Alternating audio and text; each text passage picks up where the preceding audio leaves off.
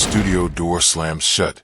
Frank Sinatra stands alone in the hallway, his sheet music scattered across the floor. Inside, the most powerful producer in Hollywood is laughing. What Sinatra does in the next 24 hours will change the music industry forever and make that same producer fall to his knees begging for mercy. It's March 8th, 1953, Capitol Record Studio in Los Angeles, California. The air is thick with tension and cigarette smoke. Frank Sinatra, once the biggest name in music, once the voice that made teenage girls faint and grown men weep, is now considered washed up, finished. Has been at only 37 years old. His records aren't selling. His movies are flopping. His personal life is a disaster splashed across every tabloid in America. And now, standing before him in the control booth is Mitchell Grant, the new head producer at Capitol Records, a man who thinks Frank Sinatra is nothing more than yesterday's news. The session was supposed to start at 2 p.m. Frank arrived at 1:30, early for the first time in months, desperate to prove he still had it. He'd spent weeks preparing for this recording session, working with arranger Nelson Riddle on arrangements that he believed would mark his comeback. This was his shot, maybe his last shot. But Mitchell Grant had other plans. Frank can see him through the glass, leaning back in his chair, feet up on the mixing board, talking to the assistant engineer like Frank isn't even there. The studio musicians are setting up, tuning their instruments, but there's an uncomfortable energy in the room. Everyone knows Frank's career is hanging by a thread. Everyone knows Mitchell Grant doesn't believe in him. Frank puts on his headphones and steps up to the microphone, that golden RCA 44 that had captured so many of his greatest performances. He clears his throat, ready to run through the first song, a ballad called I've Got the World on a String. But before he can sing a single note, Mitchell's voice crackles through the talkback system. Hold on, Sinatra. We need to talk. Frank looks up at the booth. Mitchell is now standing, arms crossed, that smug expression on his face that Frank has come to despise over the past 3 hours of setup.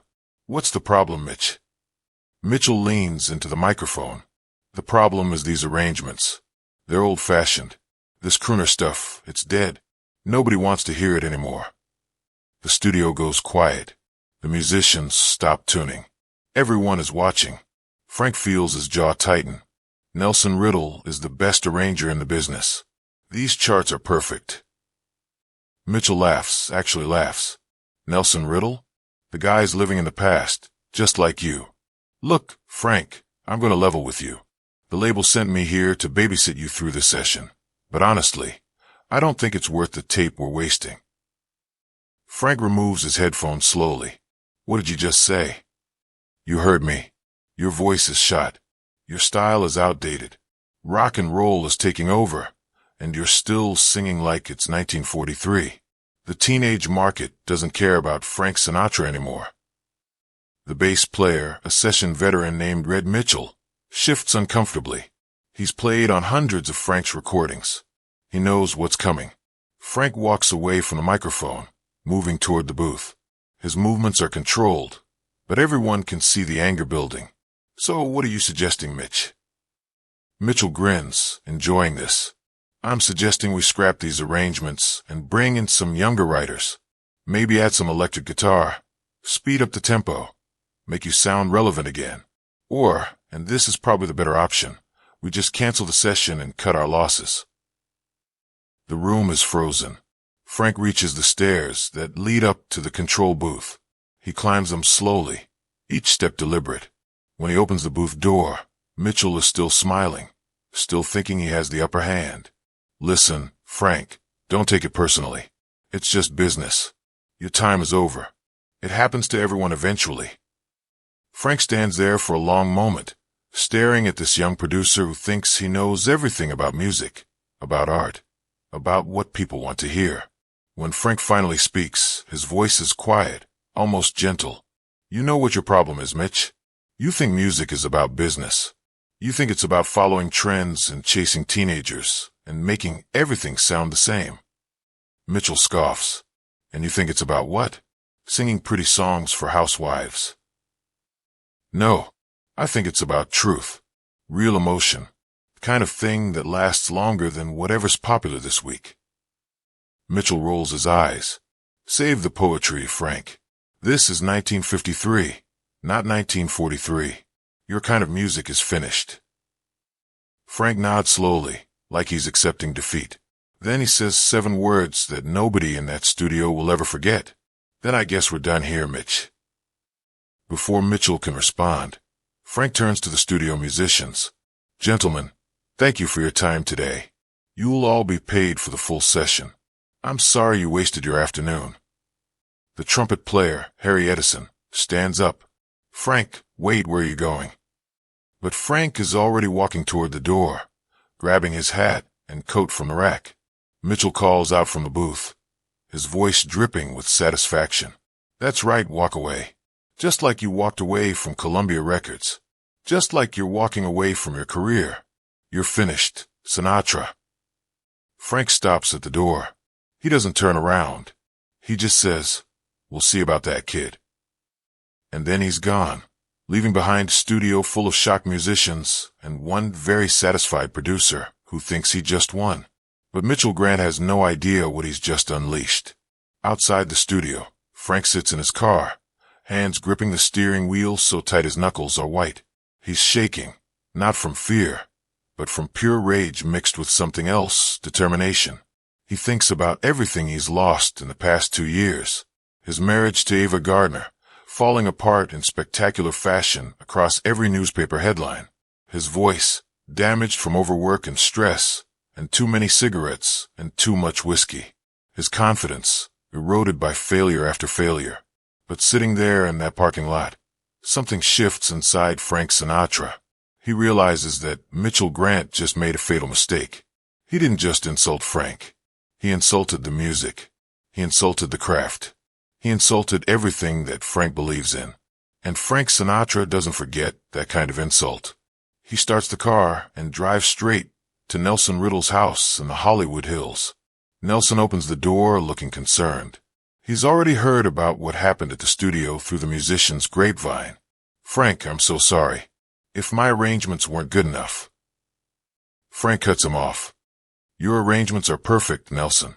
Better than perfect. And we're going to prove it." "How?" Capitol canceled the session. Frank's eyes are blazing now.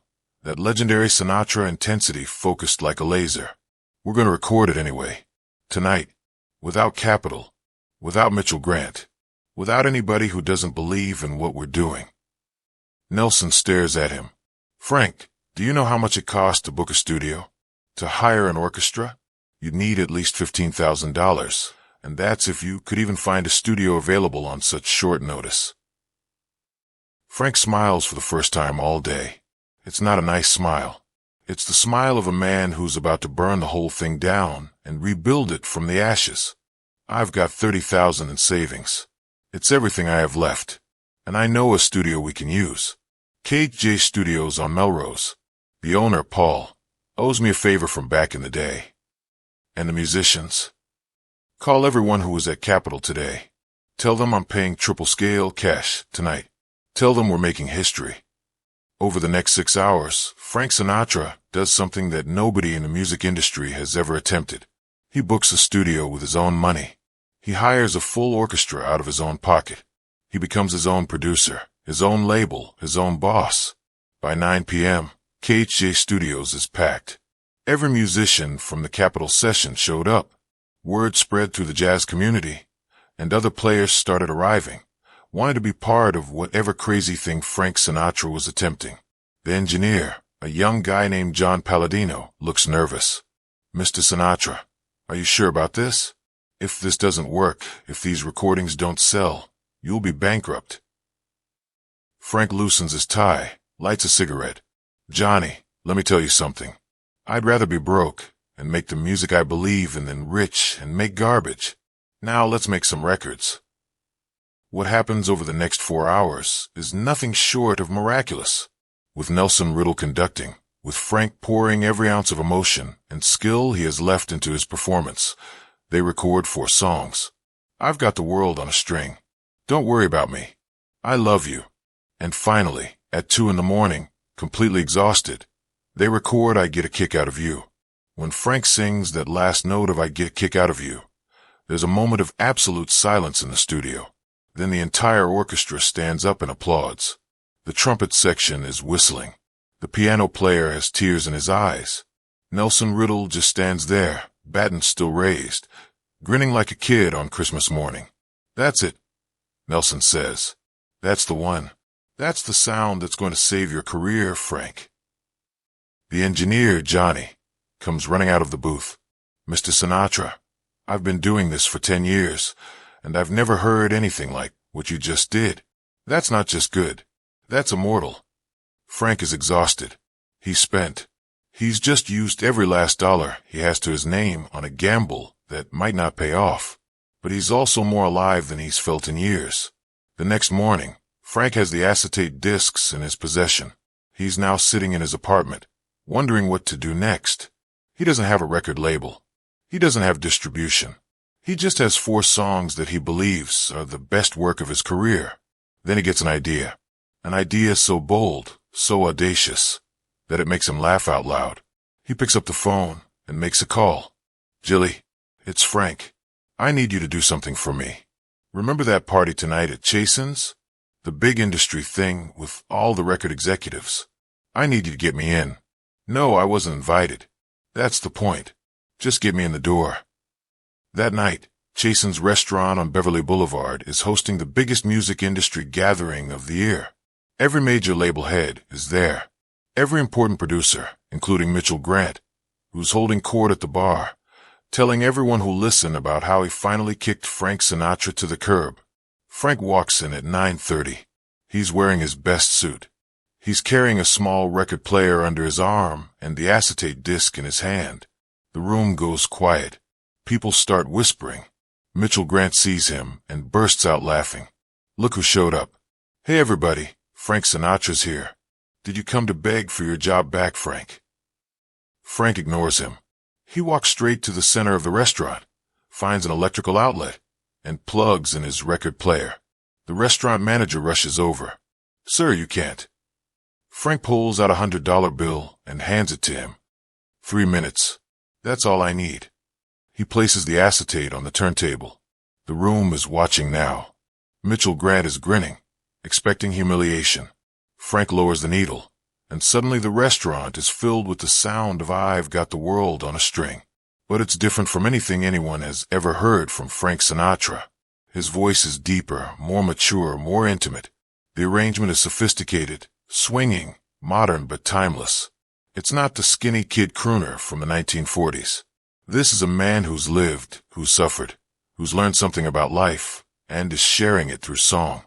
For 3 minutes and 22 seconds, nobody moves. They just listen. When the song ends, there's absolute silence. Then someone starts clapping. It's Harry Cohn, the head of Columbia Pictures. Then someone else joins in, and someone else. Within seconds, the entire restaurant is applauding. Frank looks directly at Mitchell Grant. The producer's face has gone pale. He's not grinning anymore. Alan Livingston, the president of Capitol Records, pushes through the crowd. "Frank, what the hell was that? Where did you record that?" "Last night, at KJ. Without Capitol, without Mitchell, without anyone who didn't believe in the music." Alan's eyes go wide. "You paid for that session yourself." "Every penny. I've got 3 more songs just like it, and I'm going to sell them to whoever believes in them." What happens next shocks everyone. 5 different label heads surround Frank, all making offers. RCA, Columbia, Decca. They're all bidding against each other. But Alan Livingston holds up his hand. "Gentlemen, Frank recorded these as a Capitol artist. Technically, we still have first right of refusal." He turns to Frank. "Name your price." Frank lights a cigarette, taking his time. "I want complete creative control. No producer except the one I choose.